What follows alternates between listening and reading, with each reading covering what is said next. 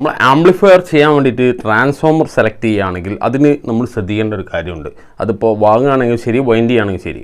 വാങ്ങുമ്പോൾ നമുക്ക് ആ കാര്യം ശ്രദ്ധിക്കാൻ കഴിയില്ല, പക്ഷേ വൈൻഡ് ചെയ്യുമ്പോൾ നമുക്കത് പ്രത്യേകിച്ച് ശ്രദ്ധിക്കാൻ പറ്റും. ഇത് ഞാൻ വൈൻഡ് ചെയ്തെടുത്ത 32032 5 ആംപിയർ ട്രാൻസ്ഫോമറാണ്. ഇത് ഞാൻ വാങ്ങിച്ച 32032 5 ആംപിയർ ട്രാൻസ്ഫോമറാണ്.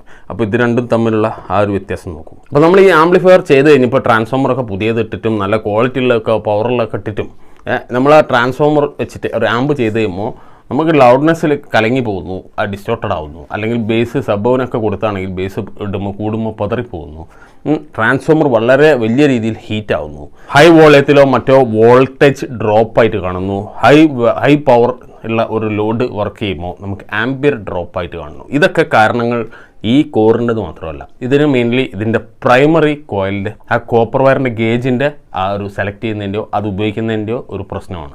വില നോക്കി വാങ്ങുന്ന ഒരു ട്രാൻസ്ഫോമർ ആണെങ്കിൽ നമുക്ക് അതിനകത്ത് പലപ്പോഴും വളരെ നൈസായിട്ടുള്ള വളരെ തിന്നായിട്ടുള്ള പ്രൈമറി വൈൻഡിങ് ആണ് കാണുക. വളരെ തിന്നായിട്ടുള്ള കമ്പി ഉപയോഗിച്ചിട്ടുള്ള പ്രൈമറി വൈൻഡിങ്. അതേസമയം നമ്മളിപ്പോൾ ചെയ്തെടുക്കുമ്പോൾ നമുക്ക് 2 ഓപ്ഷനോ 3 ഓപ്ഷനോ കിട്ടും. നമുക്ക് ഏത് കോറിൽ ചെയ്യണം, നമുക്ക് ഏത് തരത്തിലുള്ള പ്രൈമറി ചെയ്യണം, നമുക്ക് ഏത് തരത്തിൽ സെക്കൻഡറി ചെയ്യണം. അപ്പോൾ ആ പ്രൈമറി ചെയ്യുന്നതിൽ നിങ്ങൾക്ക് ശ്രദ്ധിക്കേണ്ട, നിങ്ങൾ പ്രത്യേകിച്ച് ചെയ്യേണ്ട കാര്യമാണ്. അതായത് ഇത്രയും ആംപിയർ ഔട്ട്പുട്ട് വരണമെങ്കിൽ ഇത്ര സൈസുള്ള കമ്പി ഉപയോഗിക്കണം എന്നുള്ള ഒരു നിർബന്ധമുണ്ട്. അത് കോസ്റ്റിൻ്റെ ഒരു ഭാഗമായിട്ട് പലരും അത് ഒഴിവാക്കിയിട്ട് തിന്നർ കമ്പി ഉപയോഗിച്ചിട്ട് ചെയ്തിട്ടാണ് നമുക്ക് ട്രാൻസ്ഫോമർ കിട്ടുന്നത്. ആ അവസരത്തിലാണ് ഏറ്റവും കൂടുതൽ ഈ തരത്തിലുള്ള പ്രശ്നങ്ങൾ വരുന്നത്. ഈ പ്രൈമറി മോശമായിട്ട് മോശമായിട്ട് ചെയ്ത് കഴിഞ്ഞാൽ വരാവുന്ന കുറച്ച് കാര്യങ്ങൾ ഞാൻ അവിടെ ഒരു ബുള്ളറ്റ് പോയിന്റ്സ് എടുത്ത് വെച്ചിട്ടുണ്ട്. അതെന്തൊക്കെയാണെന്ന് പറഞ്ഞുതരാം.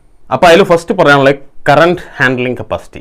അതായത് നമ്മളിപ്പോൾ കട്ടി കൂടിയ, അതായത് ആവശ്യത്തിന് കനമുള്ള കമ്പിയാണ് പ്രൈമറിക്ക് ഉപയോഗിച്ചതെങ്കിൽ നമ്മൾ സെക്കൻഡറിയിൽ നിന്ന് ആ ഒരു വർക്കിങ്ങിന് വേണ്ടി ഡ്രെയിൻ വരികയാണെങ്കിൽ, ആ ഒരു ആംബിയർ ഉപയോഗിക്കപ്പെടുകയാണെങ്കിൽ അതിൻ്റെ പ്രൈമറി നമ്മൾ തിക്കർ വയറാണ് ഉപയോഗിച്ചിട്ടുള്ളതെങ്കിൽ, കാരണം കനം കൂടിയ വയറിന് റെസിസ്റ്റൻസ് കുറവാണ്. കനം കുറഞ്ഞ വയറിടുകയാണെങ്കിൽ റെസിസ്റ്റൻസ് കൂടുതലായിരിക്കും. അപ്പോൾ അവിടെ ഇതേപോലെ തന്നെ നല്ല ഈസിലി കറണ്ട് ഫ്ലോ ഉണ്ടാവാത്തത് കൊണ്ട് തന്നെ അത് നല്ല രീതിയിൽ ചൂടാവുകയും നമുക്ക് ആ വേണ്ട രീതിയിലുള്ള ഔട്ട്പുട്ട് കിട്ടാതാവുകയും ചെയ്യും. പിന്നെ പറയാനുള്ളത് ഇൻഡക്റ്റൻസ് ആൻഡ് മാഗ്നറ്റിക് ഫീൽഡ്. അതായത് നമ്മളിപ്പോൾ കനമുള്ള കമ്പിയാണ് ഉപയോഗിക്കുന്നതെങ്കിൽ നമുക്ക് അതിനകത്ത് കുറഞ്ഞ ടേൺസ് തന്നെ നമുക്ക് വേണ്ട രീതിയിലുള്ള ആ ഒരു ഇൻഡക്റ്റൻസിലേക്ക് എത്തിപ്പെടാൻ പറ്റും. അതേസമയം തിന്നർ വയറാണെങ്കിൽ വളരെ കൂടിയ ടേൺസിൽ നമുക്ക് ആ ഒരു നിശ്ചിത ഇൻഡക്റ്റൻസിലേക്ക് നമുക്ക് എത്തിപ്പെടാൻ പറ്റുള്ളൂ. നെക്സ്റ്റ് പറയാനുള്ളത് ഇതിൻ്റെ വെയിറ്റ്, ഇതിൻ്റെ സൈസ്. അതായത് ഒരു ട്രാൻസ്ഫോമറിൽ തിന്നർ വയറാണ് ഉപയോഗിക്കുന്നതെങ്കിൽ നമുക്ക് ചെറിയ സൈസിൽ ആ ട്രാൻസ്ഫോമർ ചെയ്തെടുക്കാൻ പറ്റും. അതേപോലെ തന്നെ വെയ്റ്റ്ലെസ് ആയിരിക്കും. വെയിറ്റ് ആ ഗേജ് കൂടിയ വയർ, അതായത് വണ്ണം കൂടിയ കമ്പി ഉപയോഗിച്ചിട്ടുള്ള ആ ട്രാൻസ്ഫോമറിനെ കാട്ടും വെയിറ്റ് കുറവായിരിക്കും, സൈസും കുറവായിരിക്കും നമ്മൾ തിന്നർ വയർ ഉപയോഗിച്ചിട്ടുള്ള പ്രൈമറി സെക്കൻഡറിയൊക്കെ ചെയ്യുകയാണെങ്കിൽ. സെക്കൻഡറി എന്തായാലും പുറമെ കാണുന്ന കാര്യം ആയതുകൊണ്ട് അത് ഇയാളും കറക്റ്റായിട്ടാണ് ചെയ്യാറ്. പ്രൈമറി ആ ഒരു തരത്തിൽ ചെയ്യാറുണ്ട് എന്നാണ് എൻ്റെ അഭിപ്രായം. നെക്സ്റ്റ് പറയാനുള്ളത് ആംബിയർ ഡ്രോപ്പ്. അപ്പോൾ ആംബിയർ ഡ്രോപ്പിൻ്റെ കാര്യത്തിൽ പറയുകയാണെങ്കിൽ നമ്മളിപ്പോൾ കനം കുറഞ്ഞ കമ്പി ഉപയോഗിക്കുമ്പോൾ കൂടിയ റെസിസ്റ്റൻസ് കാരണം കൂടുതൽ വോൾട്ടേജ് ഡ്രോപ്പ് വരാനുള്ള സാധ്യതയാണ്. വോൾട്ടേജ് ഡ്രോപ്പ് മീൻസ് അതിനകത്ത് ആംബിയർ ആൻഡ് വോൾട്ടേജ് അതേപോലെ തന്നെ ഡ്രോപ്പ് വരുന്നതോടുകൂടി, അതായത് ഹൈകളിൽ ഡ്രോപ്പ് വരുമ്പോൾ നമ്മൾ കറക്റ്റായി ചെയ്ത ട്രാൻസ്ഫോമറിൽ നിന്ന് കിട്ടുന്ന ഒരു എക്സ്പീരിയൻസ് നമുക്ക് അല്ലാതെയുള്ള ആ ഓർഡിനറി ട്രാൻസ്ഫോമറിൽ നിന്ന് കിട്ടില്ല. അപ്പോൾ ആകെ മൊത്തം ചുരുക്കി പറയുകയാണെങ്കിൽ നമുക്ക് ശരിക്ക് പ്രൈമറിയിൽ നമ്മൾ യാതൊരുവിധ കോംപ്രമൈസും ചെയ്യരുത്. സെക്കൻഡറി മാത്രം കനമുള്ള കമ്പി ഉപയോഗിച്ചിട്ട് കാര്യമില്ല. നമുക്ക് കോറ് വണ്ണം കൂട്ടിയിട്ടും സെക്കൻഡറി മാത്രം കനം കൂട്ടിയിട്ട് കാര്യമില്ല. നമ്മുടെ പ്രൈമറിയും കൂടി അതിനോടനുസരിച്ച് വന്നാൽ മാത്രമേ കാര്യമുള്ളൂ. അപ്പോൾ അതിനനുസരിച്ചിട്ട് ഇതിൻ്റെ സൈസും വെയിറ്റും എല്ലാം വ്യത്യാസം വരും. അപ്പോൾ അവിടെ വ്യത്യാസം വരുന്ന മറ്റൊരു കാര്യമാണ് ഇതിൻ്റെ വില, അതായത് കോസ്റ്റ്. നമുക്ക് എത്രത്തോളം കൂടും എന്നുള്ളത് നോക്കുകയാണെങ്കിൽ ഇതിനകത്ത് വരുന്നതിൻ്റെ പ്രൈമറിക്ക് വരുന്ന ആ ടേൺസിനനുസരിച്ചിട്ട് നമുക്ക് ഇതിൻ്റെ സൈസ് കൂടും. ബോബിൻ ആൻഡ് കോർ സൈസ് കൂടുന്നതനുസരിച്ചിട്ട് നമുക്ക് സെക്കൻഡറിയുടെ ആ ഒരു ടേൺസ് എത്രയാണോ ആ ഒരു ഇതിന് അനുസരിച്ച് വേണ്ടത് അതിനനുസരിച്ച് കൂടും. അപ്പോൾ ഈ കോർ സൈസും ഈ ബോബിൻ സൈസും ഈ പ്രൈമറി സൈസും കൂടുന്നു, നമ്മുടെ സെക്കൻഡറി സൈസും കൂടുന്നു. മൊത്തത്തിൽ കൂടുന്നത് കൊണ്ട് തന്നെ ഇതിൻ്റെ സൈസും വെയിറ്റും കൂടുന്നു. അതിനനുസരിച്ചിട്ട് തന്നെ ഇതിൻ്റെ വർക്ക്, ഇതിന് ചെയ്യാനുള്ള പണി ഈ സിമ്പിളായി ചെയ്യുന്നതിനായിട്ടും എത്രയോ കൂടുതലായതുകൊണ്ട് തന്നെ എല്ലാം കൊണ്ടും കോസ്റ്റ് വളരെ കൂടുതലായിരിക്കും. ഇതിനിപ്പോൾ വെച്ച് നോക്കുകയാണെങ്കിൽ ഇതിൻ്റെ ഒരു ഡബിളിൻ്റെ അടുത്ത് ഇതിപ്പോൾ ഒരു 1000 രൂപയാണ് എന്ന് ഉദാഹരണം വിചാരിക്കുക. ഇതിനൊരു 1500 കൊടുത്താലേ സെയിം വോൾട്ട് ആൻഡ് ആംബിയർ നമുക്ക് വോൾട്ടേജ് ആൻഡ് ആംബിയർ റേറ്റിംഗ് ഉള്ള ട്രാൻസ്ഫോമർ കിട്ടുള്ളൂ.